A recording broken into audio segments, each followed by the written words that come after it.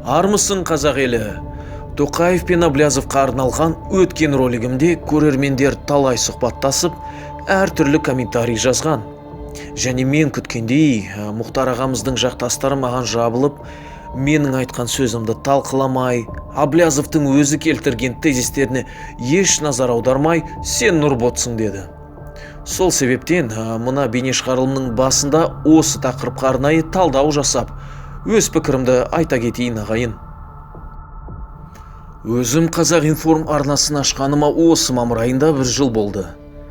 Менің басты бағытым ол біздің агрессивті көршілес елдердің шовинистік саясатына қарсы тұрып, тарихымызда болған оқиғалардың шындығын ашып, қазақ халқына жеткізу. Уақытқа байланысты сол жылдың ішінде тек 20-дан астам бейнеролик шығардым. Солардың ішінде Аблязов туралы мен бірде-бір сөз айтқаным жоқ. Өйткені өзім Қазақстандағы биліктің ішкі былығына араласпаған емеспін. Бұның барлығын өзіңізде басқа арналардан жиі естіп тұрасыз. Бірақ қалай болса да, мен Аблязовты сынға алғаным үшін, олар мені еш дәлелсіз осы биліктің жақтасы деп атап жатыр. Сондықтан, қазақ бауырлар, бүгін өзіміз туралы сөйлесейік. Жоғары айтқандай, осы видеода көрермендер әртүрлі, дұрыста, бұрыста комментарий жазған. Соны кішкене талқылап, орысша жазылған комментарийлерге орысша, қазақ тілінде жазылған комментарийлерге қазақша жауап берейін. Келісетін болсаңыз, бастайық. Итак, начнем с первого комментария. Но перед этим хочу заметить, я за конструктивную критику, имеющую под собой хоть какую-то основу. Так как в своих видеороликах я не раз сталкивался с нелепыми и порой совершенно глупыми комментариями. Стоит только что-то сказать об имперских амбициях кремлевской России, ватники тут же налетают и начинают кричать о русофобии, даже не вдумываясь в слова автора. Если говорю о переименованиях улиц или города, начинают называть националистом, разжигателем, провокатором и прочее. А в видео про 9 мая, несмотря на очевидные исторические факты, меня даже назвали прозападным англосаксонским предателем. В видео про Китай синофобом, а в видео про Аблязова нурботом. Вот такое вот наше современное казахстанское общество, без разбору вешающее ярлыки направо и налево. Но давайте будем объективными, разумными людьми.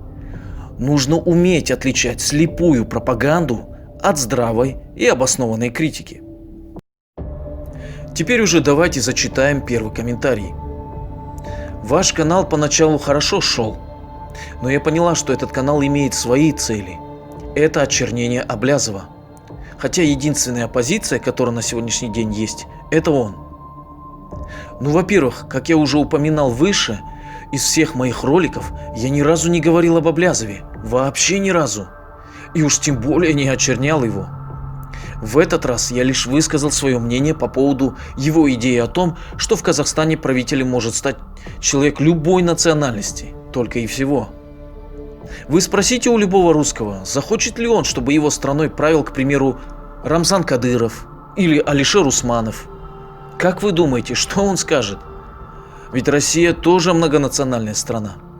Я вас уверяю, он злобно скажет нет. Пусть валит свой кишлак. Но мы так выражаться не будем. Но от себя добавим, Казахстаном должен править только казак. Думаю, никому не нужно напоминать про Голощёкина, Мирзояна, Колбина. Мы это уже проходили. А вообще я поддерживаю его экономические реформы, и он действительно мог бы сделать много полезного. Но он не радеет за казахов. Поэтому у него так много русскоязычных сторонников в комментариях, но не на митингах. Им не нужна казахизация, в отличие от нас. Отсюда и столкновение идеологий. Казахстан разобщен и поделен на сторонников и противников казахизации. Но я признаю, он по-настоящему действующая оппозиция. Но я не являюсь его сторонником. А доверять ли ему, решать уже вам. Во-вторых, господин Аблязов ведет однобокую политику. Это смена действующего режима. Это его главная цель. Может быть, даже вендетта. Он активно выступает против экспансии Китая, с чем я, кстати, согласен. Призывает на митингах выступать против строительства китайских заводов, освобождения политзаключенных, но в то же время он практически не критикует кремлевскую Россию, не говорит о ее политике в отношении Казахстана, не высказывается о вербовке России казахстанских добровольцев, воюющих на Донбассе, не призывает закрыть российские полигоны на территории Казахстана, на которых, кстати, постоянно падают ракеты. Практически не говорит о выходе из состава Евразес, хотя именно действующий режим втянул нас в этот союз. Его не волнует главенство казахской нации и казахского языка. Он говорит о едином многонациональном Казахстане без религиозных и национальных предрассудков. Только как мы можем стать единым народом, когда у всех этносов разные взгляды на жизнь? Без единой идеологии и единого языка не достичь межэтнического согласия и процветания. Также хочу высказаться о его программе по созданию парламентской республики. Да, на словах это действительно звучит четко. Мухтар Кабулович умен и дальновиден, и действительно может добиться определенного успеха. Но его идея о народном избрании региональных акимов, подчеркну, на данный момент, я считаю неактуальной. Почему? Отвечу. Пока Казахстан не имеет идеологическую целостность, выбор акимов в той же Северо-Казахстанской области может привести к тому, что правителем там станет далеко не казах. А ввиду продолжающейся кремлевской колониальной политики, в дальнейшем это может грозить эскалацией нового конфликта с отторжением уже наших территорий, якобы на основе честного референдума. Другое дело, что Путину это не нужно, и этого вообще может и не будет. Но мы должны быть готовы ко всему. Заканчивая разговор об Аблязове, все же хочу отметить, пусть он и действует в сугубо личных интересах, он все же разбудил спящий казахский народ, научил его выходить и отстаивать свои права. Ведь система действующей власти действительно изжила себя, и нам нужны большие перемены. А продолжая общение с аудиторией, мы переходим к следующему комментарию. И это как раз то, о чем я говорил ранее.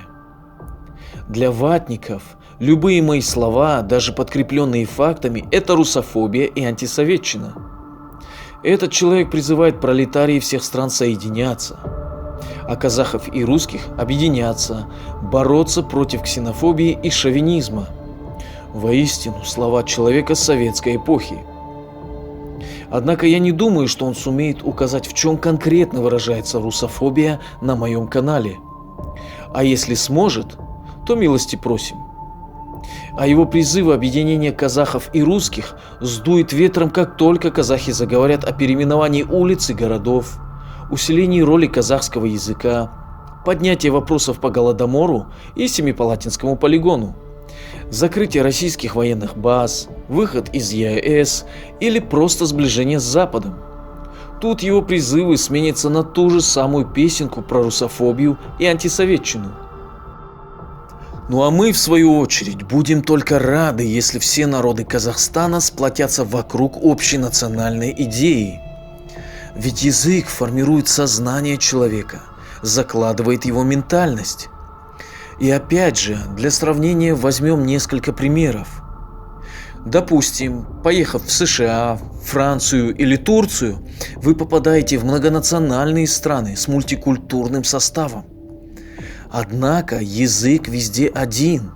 Он является ключевым элементом, объединяющим разные народы. Тогда как в Казахстане по-прежнему царит двуязычие. И все эти противники антисоветчины, призывающие к объединению, первые шовинисты, борящиеся с возрождением казахского самосознания.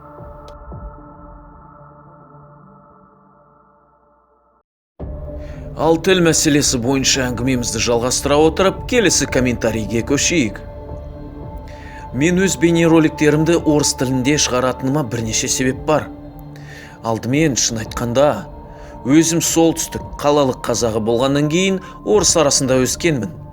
Мектепті қазақ тілінде бітірсем де, айналадағы қоғамның тіршілігі, іс-әрекеті толық орысша болған.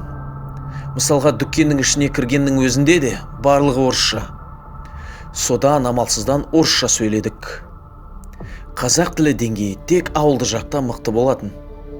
Сондықтан ана тіл байлығым орыс тіліне қарағанда нашарлау. Негізінде бұл жалпы бүкіл қазақстандық мәселе. Солтүстік Қазақстан, Орал, Қарағанды, Өскемен, Алматы, Риддер және басқа да қалаларда орыс тілінің әсері әлі де күшті. Содан біз екінші себепке көшеміз. Өзім бұрын талай рет айтқанымдай, Қазақстандағы орыс тілінің Кремль пропагандасының кең тарғанына байланысты көптеген отандастарымыз әлі де Ресей және Кеңес үкіметінің идеологиясын ұстанып, қазақ ана тілін меңгермей, тек орысша ғана түсінеді. Сондықтан менің ең басты мақсатым орыс тілі арқылы болса да адасқан қазақ бауырларымыздың ұлттық сана сезімін ояту.